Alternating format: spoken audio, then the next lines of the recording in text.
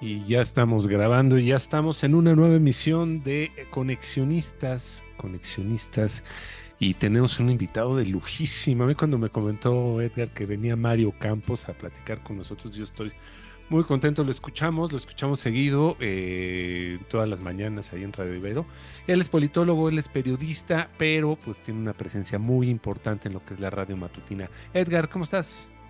Amigas, amigos de Conexionistas, pues yo encantado y además honrado de que Mario Campos, un periodista que ya lleva varios años en esto, que conoce muy bien los medios y que ha sido estos pocos que logra mantener su autonomía y decir sin mordazas de ningún tipo lo que piensa y acomodar los temas como él los destaca y los observa, cosa que agradecemos todos. Mario, gracias que estés con nosotros, la verdad, y vamos a entrar de lleno al tema. Hay un tema que Mario tiene un libro además próximo a salir, ya nos contará, pero el centro de la conversación es, Mario, entendemos que hoy este desplazamiento, ¿no?, de la información, de las fuentes de información, el papel que están jugando las redes con mucha intensidad ahora para construir narrativas y modificar no solamente opiniones, sino actitudes, ha puesto, ¿no? Y ya nos dirás si estás de acuerdo con esto o no, a los medios de comunicación en un dilema importante, porque ahora creo yo que, y el denominador común ha sido que han perdido credibilidad y que ciertos grupos importantes que generan opinión y que movilizan, ¿no?, opinión pública, ya no necesariamente recurren a los medios, que ahora les basta un tweet, les basta un meme, les basta un influencer, ¿no? Y que muchas veces ni el tweet, ni el meme, ni el propio influencer tienen información suficiente y entonces se generan estos espacios ni siquiera de conversación y modifica la conducta. Y me parece que eso es preocupante porque pues es el campo fértil para para toda esta polarización que tú sabes bien. ¿Cómo ves, Mario, este tema, ¿no? Sobre todo de tu lado, desde el periodismo, ¿cómo lo ven los periodistas? ¿Cómo se ve el ejercicio periodístico ante esta amenaza que parece ser que los ha desplazado? Y qué hacer en todo caso para poder corregir, o si es algo en lo que ya no hay nada que hacer y más nos vale generar conciencia. En fin, el tema es amplio. Bienvenido, Mario. Muchísimas gracias por estar con nosotros. Y yo creo que dan en el clavo, porque decir de los medios es una crisis que lleva 20 años a lo mejor ya de camino y que yo creo que cuando ya algo lleva 20 años, pues ya no es una crisis, sino es un nuevo estado de las cosas. Nada más que nos da un poco de esperanza pensar, Claro. llamarla como crisis, nos da la idea de que un día va a terminar como si fuera una cosa temporal y creo que no es así. Lo que ha ocurrido en los últimos 25 años, a lo mejor, digamos, de los 90 hacia acá, pues es que cambió el ecosistema de la información, porque cambiaron tres cosas fundamentalmente, que es quién puede producir información, y lo que antes era prácticamente un monopolio de los medios, pues hoy se democratizó y todo el mundo puede producir contenido. Cambió la forma en la que se distribuye la información, porque ya no son solo unos canales con horarios definidos, con formatos definidos, y cambió la forma en la que se consume la información. Y entonces, este triple cambio, la forma en que se produce, se distribuye y se consume la información, entre otros efectos, ha tenido que los medios perdieron el control sobre lo que se hace público y no se hace público, que era su superpoder, básicamente. Ok. Eso era lo que hacían los medios, un protagonista en el establecimiento de la agenda, y los actores políticos necesitaban de los medios para llegar a las audiencias, y las audiencias requerían que los medios visibilizaran sus temas, a veces para recibir la atención de los políticos. Hoy sabemos que eso ya no es necesario. Hoy el actor político, el caso de Donald Trump es muy claro, puede ir directamente al público sin pasar por los medios de comunicación, y las propias audiencias pueden tener conversaciones y pueden generar temas sin pasar necesariamente por los medios de comunicación. Y esa descentralización, digamos, de los medios, pues ha generado un ecosistema que es en el que llevamos viviendo las últimas décadas, que tienen características que permiten fenómenos como los que tú estabas advirtiendo. Por ejemplo, no es que las noticias falsas no existieran en el ecosistema tradicional de los medios, pero había uno, menos jugadores, y esos jugadores tenían que hacerse responsables de sus actos. En el ecosistema digital se puede generar la información que tú quieras, como llamadas falsas de Biden haciendo llamadas a la gente, o en el caso mexicano puedes tener videos de Claudio Sheinbaum invitando a invertir en un producto financiero que es un fraude, y nadie se hace absolutamente responsable de ese tipo de comunicación. Entonces, podríamos irlo detallando, pero básicamente lo que cambió es que esta sacudida del sistema en la producción y en el consumo de información dejó a los medios descolocados, y en los últimos 25 años han sido incapaces, y yo creo que seremos incapaces en términos generales, de producir un modelo de negocio que le permita a los medios ser financieramente viables, cumplir con una labor periodística de equilibrio en el manejo de la información y ser socialmente valiosos, digamos, para las audiencias. Y yo, salvo excepciones como el New York Times, que cuando tú tienes que citar una excepción, pues en realidad lo que estás exhibiendo es la normalidad, no la normalidad, ¿no? El que existan algunos medios que hayan logrado sobrevivir, lo que confirma es que para el resto del ecosistema el juego cambió y no parece que haya mucho lugar para estos jugadores. Algo que yo siempre he dicho es que estamos cambiando una era que ahora somos, en vez de que sea el gran hermano, el que siempre nos veía en la novela de Orwell, pues al Ujú. pequeño hermano, ¿no? Todos los que salimos a la calle con uno de estos. ¿Por qué? Pues porque el pequeño hermano está viendo a todo mundo y todo mundo sale, y todo mundo puede salir, puede tener sus 15 de fama o de infamia, ¿no? Cualquiera de los dos.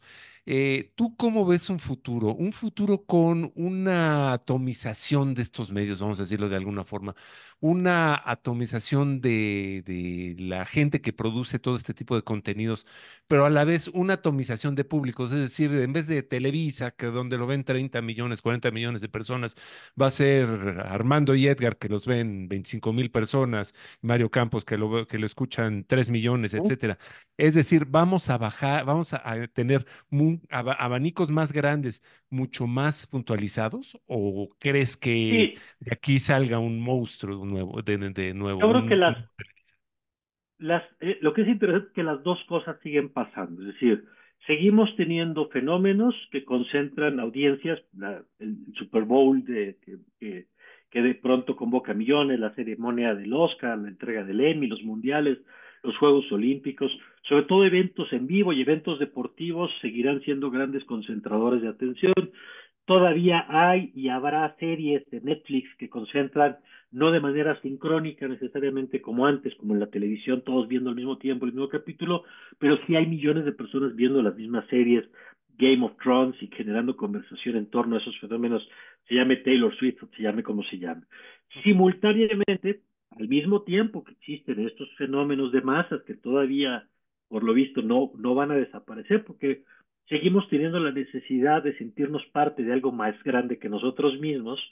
Insisto, el caso Taylor Swift me parece un ejemplo de una figura que viene a llenar esas necesidades de sentido de pertenencia que antes a lo mejor ocupaban otras instituciones políticas o religiosas, y que hoy las puede ocupar una figura como una cantante con esas características, pero al mismo tiempo pasa esto que tú ya apuntas, Armando, que es la pulverización y el long tail, como se planteó ya hace muchos años, esta idea de pequeños segmentos de población que se agrupan sobre contenido específico y que encuentran una comunidad con la que se vuelve relevante. Pero ese fenómeno que tú estás describiendo tiene muchos riesgos, y uno de los riesgos, quizá el más importante, es que nos estamos encaminando cada vez más, y hoy sí soy muy pesimista, a un mundo en el que cada quien va a vivir en su propia realidad, y en donde lo que veo que se va acotando y achicando cada vez más es el terreno común. Ujú. El espacio entre el republicano y el demócrata, o el espacio en el simpatizante del observador y el anti-observador, el terreno común sobre el cual pueden discutir para ver si se logran poner de acuerdo, es cada vez más pequeño. Y hay una serie de incentivos tecnológicos, económicos y culturales que presionan en sentido contrario. Entonces, en lugar de tener fuerzas que empujen a tener una visión por lo menos compartida de los hechos, sobre hechos que reconocemos como verdaderos, ¿no? La violencia, la inseguridad, el Ujú. estado de la economía, sobre el cual podamos después discutir si se pudo haber hecho mejor o no. La realidad es que cada quien tiene sus propios datos y hay, insisto, una serie de factores que podremos explicarlos, como el tema de los algoritmos y cómo la naturaleza de las plataformas digitales incentiva justamente esta polarización y este aislamiento entre quienes piensan distinto. Ahí, Mario, y un fenómeno que siempre me ha interesado es cómo esta generación de poder termina por definir un espacio cultural para que a su vez el espacio cultural, ¿no? Permita la reproducción de esa nueva definición de poder.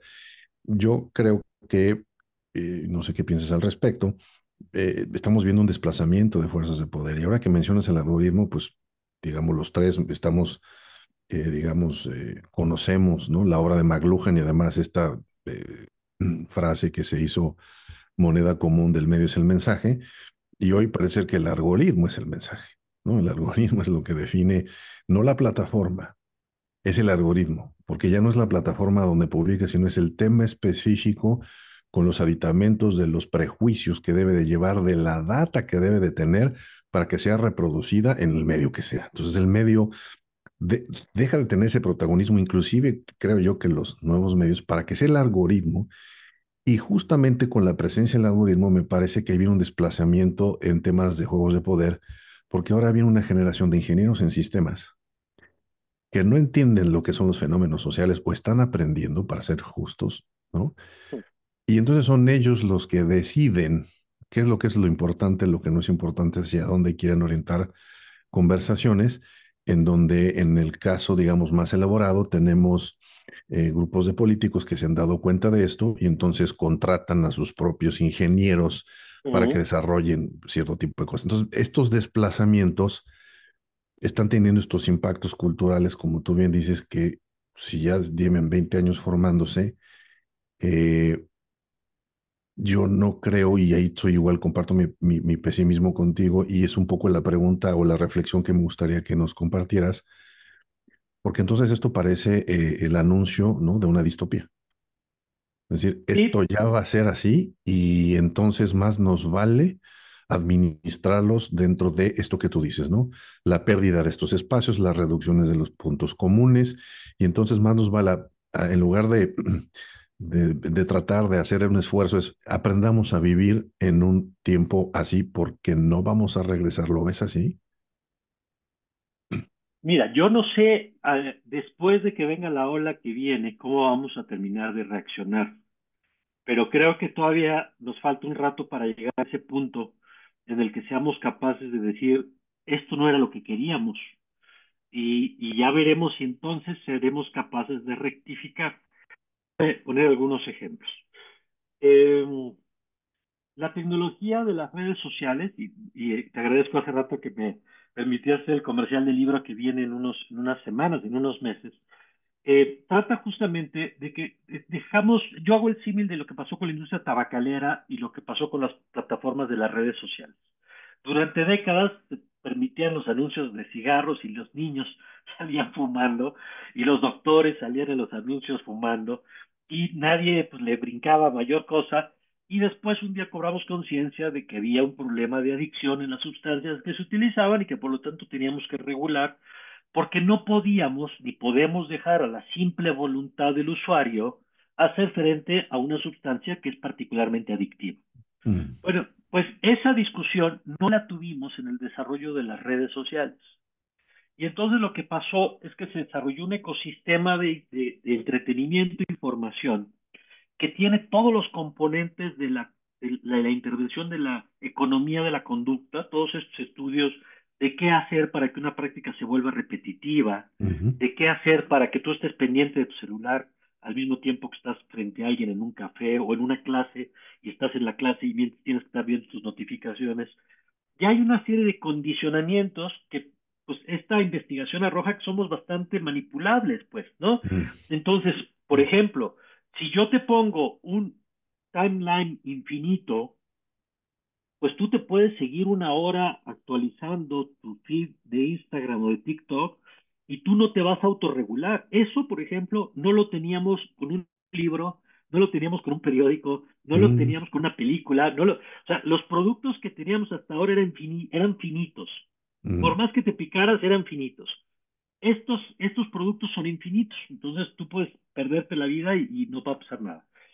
Si a eso le agregas, por ejemplo, lo que ha pasado en los últimos 3 años, yo diría, que hubo un brinco importantísimo que es, pasamos del paradigma del que yo te seguía en Facebook porque yo quería leer a Edgar, o yo te seguía en Twitter porque yo quería leer a Armando, y la premisa sobre la que se construyeron las redes sociales es que yo decidía a quién podía ver, a diferencia de lo que pasaba en la radio y la televisión, donde alguien decidía por mí. Ujú. Y eso supone que nos entusiasmaba. Bueno, de un par de años para acá, particularmente TikTok es quien lo hace mejor. TikTok decidió que TikTok puede decidir mejor que tú lo que tú quieres ver. Y además, tiene razón.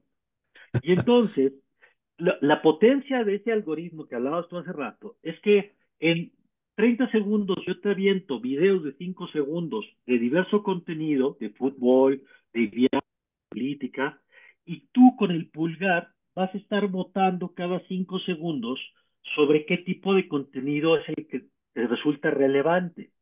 Y con esa votación, imagínate una persona que pasa una hora, cuánta información no proporcionó a la plataforma sobre sus preferencias y sus gustos y sus prejuicios, sin tener que llenar un cuestionario de, Claro, qué ¿usted se maravilla. asume como liberal o como conservador? ¿Usted vota por...? No, no, tú nada más vota con el pulgar en cada video que yo te presento.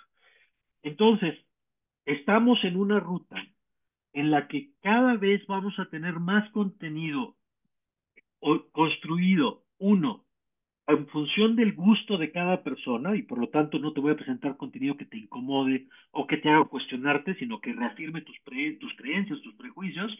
Y dos, estamos guiados por un criterio, que esto me parece central, donde la lógica de las plataformas en las que consumimos el contenido no es que tú estés mejor informado ni que tengas una mejor comprensión del tema que tú quieras, de la migración o de la situación económica. La única lógica de la plataforma es que tú pases el mayor tiempo posible conectado frente a la pantalla. Y si para eso yo te tengo que llenar de contenido, el que sea, el refuerce con el que te sientas a gusto, cómodo, reconfortado, lo voy a hacer con tal de que no te despegues de la pantalla. O contenido extremo que te altere, que te provoque una reacción emocional, para que no te puedas despegar de esto, ¿no? Entonces, cuando tú adviertes, Edgar, de nos encaminamos a un escenario de mayor polarización, de mayor brecha entre unos y otros, yo creo que por lo menos en los siguientes años sí, y yo no sé si en algún momento diríamos, oigan, esto ya se nos fue de las manos y necesitamos reconstruir este piso común, dejar las posiciones radicales, irnos al centro, ser más empáticos con el otro, pero hoy no estamos en esa ruta, digamos. Mi pregunta va en el tenor de que yo estudié ciencias de la comunicación y siempre he sido un observador de las ciencias de la comunicación. Me encanta todo el tema de radio, televisión. Para mí, cuando llegó todo lo de internet, fue como llegar a la tierra prometida, ¿no? En muchos Mm, sentidos. Y bueno, tú lo sabrás mejor que nosotros. Yo creo que no hay universidad donde den la carrera, donde no dediquen una clase en la materia de ciencias de comunicación, en radio, etcétera, a la Guerra de los Mundos de George Orwell, ¿no? Entonces sale ¿cómo se llama? ¿Cómo se llama Orson Welles? Sale Orson Welles y dice, pues se aterrizaron los ovnis y están llegando los marcianos, entra al parque, la gente, corran, y nos los cuentan como que fue el gran escándalo, y la gente se asustó mucho y es así como que, es que en ese entonces la radio era nueva, ¿no? La gente pues no sabía lo que estaba pasando y no sabía distinguir entre la realidad, etcétera, etcétera. A ese ejemplo me remito yo mucho cuando tocamos este tema que estamos tocando, porque yo sigo teniendo la teoría, y ahí sí tú dime cómo ves o dime de qué ujú, lado caería tu opinión, que nosotros todavía estamos en ese momento en que no sabemos exactamente lo que tenemos en mano, no sabemos, ya más o menos tenemos una idea para qué lo podemos usar, pero todavía no hemos llegado a que la gran mayoría de la gente comprenda la magnitud de lo que tenemos, las posibilidades que tiene, pero además las posibilidades que tiene de hacernos caer en equivocaciones, errores, etcétera, etcétera, ¿no? Lo comparo también como un kiosco de prensa, como cuando antes de que existiera Internet, ¿no? Que había 10,000 publicaciones de todo Ujú. tipo. Y había quien compraba los casos de alarma donde te decían de la nota roja, había quien compraba las revistas aquellas donde hablaban de ovnis y de aparecidos y demás, y había quien compraba el periódico y leía los editoriales. No todos hacían lo mismo. Sin embargo, pues cada periódico tenía su nichito y había unos que lo compraban por ver los deportes, etcétera, etcétera. No estamos en ese punto ahorita, es decir, no estamos apenas aprendiendo a utilizar una herramienta que nos agarró por sorpresa, porque yo siento que mucha gente la agarró por sorpresa. Y segundo, todavía no tenemos la seguridad de cómo usarla de manera correcta. Yo creo que sí, yo coincido contigo en que nos está costando mucho trabajo gestionar los efectos políticos y sociales de esta tecnología. Pero además, esto que acabamos de platicar ahorita, pudimos en el 90% haberlo dicho hace 3 años o hace Ujú. 4 años y era básicamente el mismo juego, salvo por este tema de la potencia de los algoritmos que hoy tiene ahora. Pero estamos además por entrar, o ya entramos, pero estamos viendo los pañales, en pañales todavía de lo que viene, con el tema de la inteligencia artificial Ajá. y la falsificación de la realidad. Ujú. Y entonces, lo que viene, si lo que hemos tenido hasta ahora estaba, por decirlo amablemente, interesante. Hay que ver, nada más en el ciclo electoral que estábamos en México y que estábamos en Estados Unidos, la Ujú, cantidad de materiales, de audios, de textos y de videos falsos que se van a producir y que nos van a descolocar absolutamente, porque hay un fenómeno tecnológico, pero hay un fenómeno cultural que me preocupa más. El fenómeno tecnológico no es que la falsificación de información sea nueva. De hecho, yo acabo de aprender el término hace poco, que así como existe el deep fake, existe el cheap fake. Y el chip fake es el ejemplo, lo van a tener muy claro nuestros amigos que nos estén acompañando, es cuando yo tomo un video y le bajo la velocidad al video para que parezca que está tomada la persona que está alcoholizada, la persona que está hablando, porque habla más ujú, lenta. Ahí no necesitas inteligencia artificial ni programas muy sofisticados. Entonces, ya existía, digamos, la tecnología de Photoshop, lleva muchos años entre nosotros, digamos con la posibilidad de alterar una imagen, pero no en la escala y no en la calidad y no en los bajos costos que tenemos en este momento. Ahí, claro. ahorita mismo me estamos hablando, hoy en la mañana yo hice un test en el New York Times que te dice cuántas de estas fotografías son de personas generadas por inteligencia artificial y cuántas son personas reales. Se lo mandé a mis alumnos en la Iberoamericana y algunos sacaron dos. Quien le fue mejor sacó cinco. Es decir, la realidad es que hoy, ya con la tecnología disponible hoy, somos incapaces de distinguir una fotografía de una persona que no existe, o sea, que por lo tanto no es una fotografía, sino es una imagen fabricada, de una fotografía de una persona real. Y Ujú, entonces prepárense para lo que viene, porque se va a volver mucho más difícil. Yo creo que el gran desafío de nuestro tiempo va a ser distinguir lo verdadero de lo falso. Pero esa es la parte tecnológica. La parte cultural que me parece muy grave es que no nos va a importar distinguir lo verdadero de lo falso. Y entonces acaba de ocurrir la semana pasada que un video pornográfico de Taylor Swift falso, sí, solamente en una de las cuentas que lo subió en Twitter, tuvo 42 millones de vistas. Un video que todo el mundo sabía que era falso, pero que eso no importó y no le afectó para que la gente que lo quería ver o lo quería descargar lo viera o lo descargara. Entonces, esto que decía Edgar hace rato, yo creo que estamos en un punto donde hemos operado bajo una serie de premisas. La primera, que la verdad existe y que la verdad es importante para todos. ujú, Y yo creo que premisas como es, y que es posible distinguir lo verdadero de lo falso. Y yo creo que esas premisas sobre las que hemos construido buena parte de nuestra conversación privada y Sí, sí, pública sí. están por ponerse en entredicho y entonces yo no sé qué va a pasar cuando cualquier audio de cualquier conversación te digan que un político dijo tal cosa y tú no puedas saber si es verdadero o falso, porque las dos posibilidades son reales, ¿no? Como el famoso gato De de si Schrödinger. está muerto o está vivo, ¿no? Eso que dices me lleva a mí a amarrar también un concepto ahí, porque, y lo vemos allí en Estados Unidos, en todo este proceso electoral, ¿no? En la generación de narrativas que definen quién es el triunfador ahora, ¿no? Cómo tiene que ser un triunfador, quién es un líder, quién no lo es. Porque creo que, Mario, no sé si estén ustedes de acuerdo, es que ante este poca importancia, ante la derrota de la verdad, para ponernos Ujú, dramáticos y ujú, literarios, también viene el de la corresponsabilidad. Porque al no importarme la verdad, ¿no? Si yo tomo una decisión, los efectos de esa decisión tampoco importan, porque mm, yo no me voy a hacer responsable, ¿no? Porque yo ya tengo como yo tengo mi verdad, eso es lo que me importa.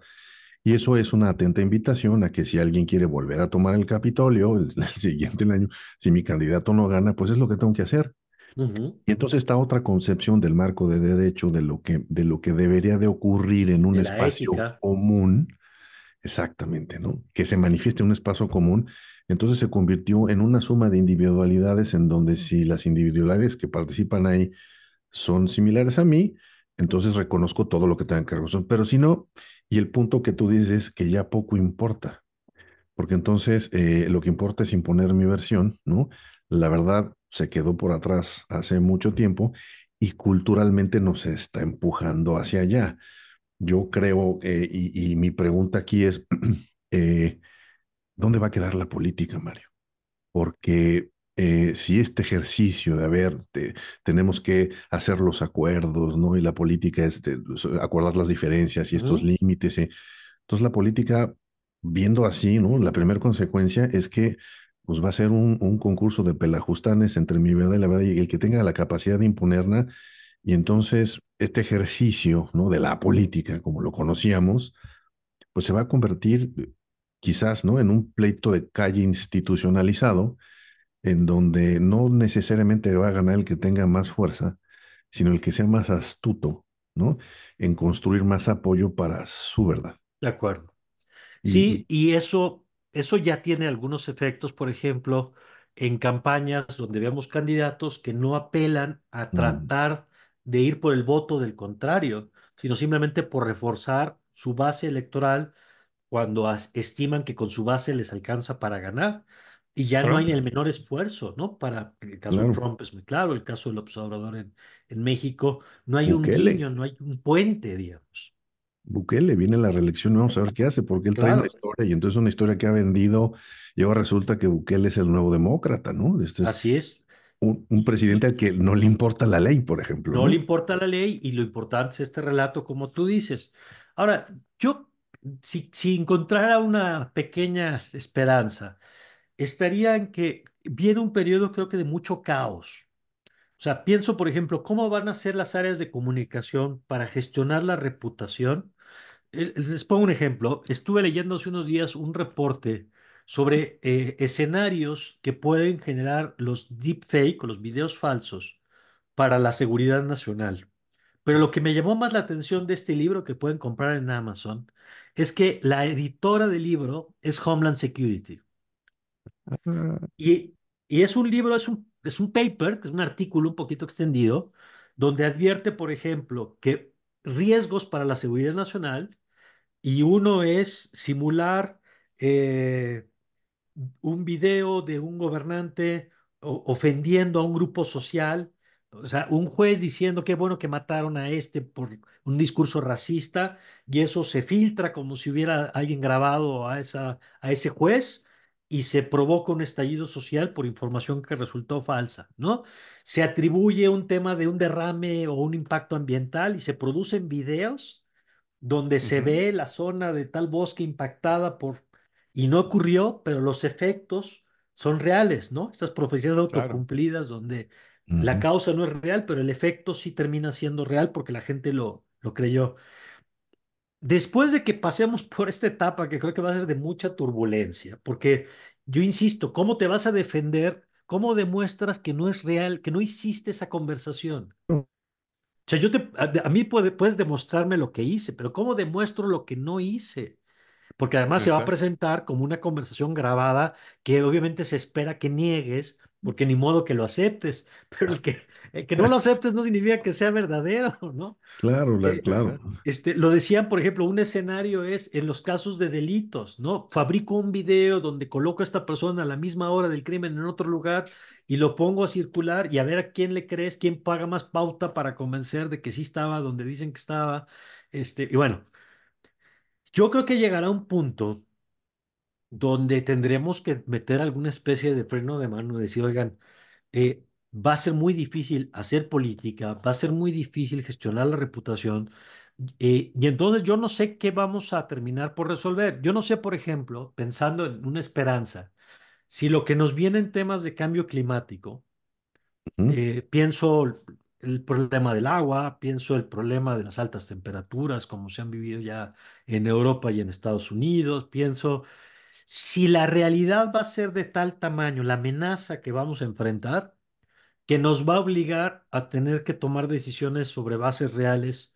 Este, no sé, no lo sé. Quiero pensar que en algún punto la realidad se volverá a imponer y que no podremos vivir. Digo, yo sé que no ha pasado y que hoy el mismo tema de cambio climático es un ejemplo de esto que hemos platicado hoy. Un ejemplo donde quien no quiere creer, pues encuentra su propia información para que le dice que es un timo, toda la teoría del que el hombre es responsable del cambio climático, ¿no? Pero yo no sé si la propia realidad se terminará por imponer en algún momento. Pues interesante, porque podríamos estar platicando de este tema durante varias horas. Me vienen a la cabeza muchas cosas, ¿no? Por ejemplo, pues de la misma forma en que utilizamos la tecnología para crearlas, podemos crear la tecnología para detectarlas, ¿no? Vaya, ¿cómo se llama? El abanico es muy grande, pero creo yo aquí, y tomas un tema que a mí se me hizo, que yo de repente olvido porque es demasiado nuevo, que es la inteligencia artificial, ¿no? Que dentro de toda esta vorágine que ha sido redes sociales, internet, etcétera, metemos el factor de inteligencia artificial y todavía lo hacemos mucho más tóxico, vamos a decirlo de una forma más actual, ¿no? ¿Tenemos esperanza? ¿Tú crees que Mira, superemos esa etapa de caos que dices? estamos hoy en un momento donde estamos empezando a encontrar los efectos. Me gusta mucho por eso tu imagen de que estamos en el inicio de la temporada, digamos, de la nueva temporada, y que todavía no alcanzamos a encontrar todos los efectos que esto va a tener. Vuelvo al ejemplo de Taylor Swift de la semana pasada. Ujú, Eh, ¿Cuáles son algunas de las discusiones que hoy se están teniendo por parte de las empresas de inteligencia artificial? Y hay varias que están planteando. Una es ponerle límites a la capacidad de producción. Entonces, por ejemplo, tú te metes hoy a DALI, que es la inteligencia del chat GTP para la producción de imágenes, y si ujú. yo le pongo, genera una imagen del presidente Biden con traje de mariachi, me dice, no puedo producir imágenes de personas concretas. Entonces, es un candado que para mí, usuario, que no tengo mayor conocimiento más que el uso de esa tecnología, ya me puso un freno. Claro, quien tiene dos pasitos más adelante que yo, puede descargar eso en su computadora y en su computadora produce lo que se le pegue la gana y luego Ujú. ya lo sube a otra red de distribución, como ocurrió ahora con Telegram, con el video de Taylor Swift. No se produjo en Twitter, No, se produjo en imposible. Telegram y de Telegram alguien lo brincó a Twitter y de ahí se generó todo el asunto. Entonces, uno es frenos a la producción, ese es un nivel de discusión que ahí está tratando de ponerle. Otro es esto que tú señalabas, que todo el material producido con inteligencia artificial sea identificable como inteligencia artificial, de tal suerte que o de manera proactiva tú puedas tomar una foto de López Obrador con el Chapo Guzmán y la puedas llevar a un sitio y digas, esta foto es real o no es real y te diga, incluso de manera proactiva, de tal manera que tú estés navegando en X y te diga, esta fotografía fue generada por inteligencia artificial. Ahora, el tema va a ser mucho más complicado porque yo creo que ya todo, hay una, pienso por ejemplo, hay una tecnología que creo que es de Samsung, que hoy es comercial ya, que dice, tú tomas una foto de 5 personas comiendo y en una de las fotos una persona cerró los ojos y en la otra alguien estaba volteando al mesero. Y entonces lo que hace tu teléfono es Uy, que combina las 5 fotos que tomaste para Ujú. producirte en la que todo el mundo se ve mejor. Sí, sí, sí. Eso es inteligencia artificial. Entonces, no está adulterando el sentido de la imagen, no está poniendo a nadie, pero eso es una foto procesada con inteligencia artificial. Entonces, va a llegar un punto donde, ¿qué vamos a medir como sellos?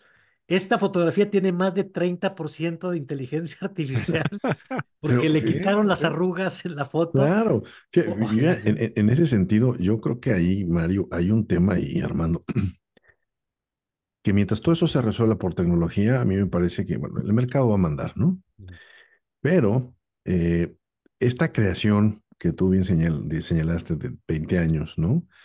Yo creo que la diferencia con esta apuesta de entenderlo como, como un modelo, una etapa orwelliana, es el contexto que la rodea. ujú, Porque el contexto que la rodea tienes hoy, 20 años, por lo menos 2 generaciones, de personas convencidas de que las cosas ya son así. Me explico. Si yo pongo este contenido tiene el 30% falso, el 70% falso, si yo ya estoy convencido de que mi gallo es el hombre naranja, ¿no? Que va a poner cocodrilos en la frontera con México para, ¿no?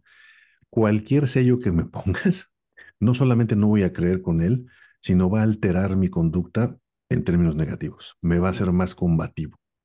Y esto lo estamos viendo. Entonces, yo creo que hay que seguir de manera paralela, no solamente, es más, yo tendería a pensar que habría que ponerle menos atención a la tecnología y mucho más atención a las ciencias del comportamiento. ujú, La Universidad de Stanford, en este laboratorio que generó, que lleva ya algunos años, y luego esta, entre comillas, novedad que tiene una década, del Tecnológico de Massachusetts, en donde están diseñando algoritmos para poder calcular las respuestas de grupos sociales a ciertos incentivos. Ya no es de un individuo de compra con su relación con un producto, ujú. sino es el comportamiento de grupos sociales.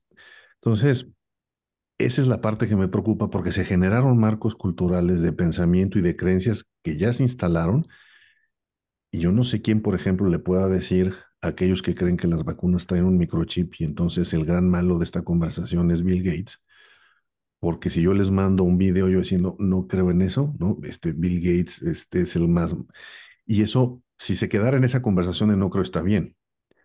Pero hoy, a diferencia de antes, creo, se están generando conductas dispuestas Ujú. a defender mi creencia a como sea.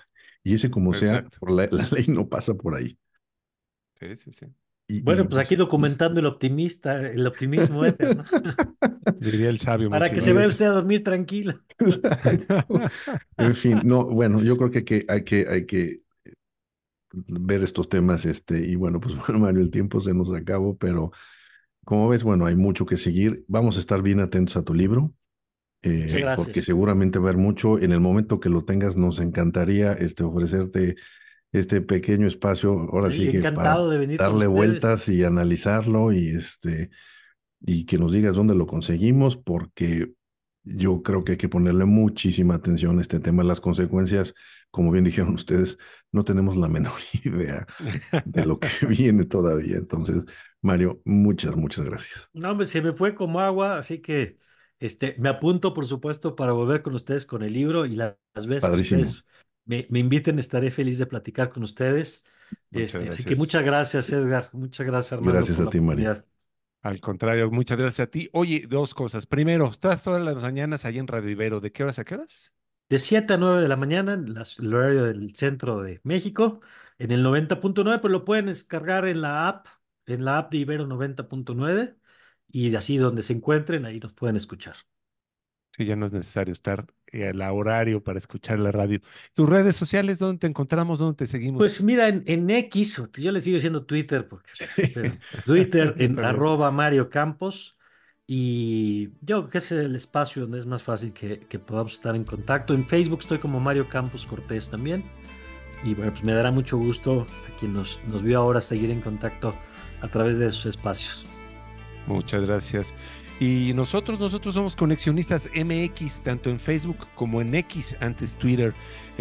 Conexionistas México es nuestro nombre en YouTube y en Spotify. Y nos encuentran en Telegram como Conexionistas. La música que escuchamos es música de Alejandro Saborit, ahí lo encuentran en YouTube. Y el diseño de Conexionistas es el diseño de Sofía Reynoso. Ahí la encuentran en X y en Facebook. Muchas gracias. Nosotros somos Conexionistas. ¿Te pareció interesante este video? ¿Quieres ver y escuchar más contenido de este tipo? Conviértete en un patrocinador de Conexionistas. Visita nuestro Patreon y escoge la manera en que tú puedes ayudarnos a seguir creando contenido de calidad. Encontrarás la liga en la descripción de este video. No lo olvides, con tu patrocinio puedes ayudarnos a realizar más contenido de calidad, contenido de Conexionistas.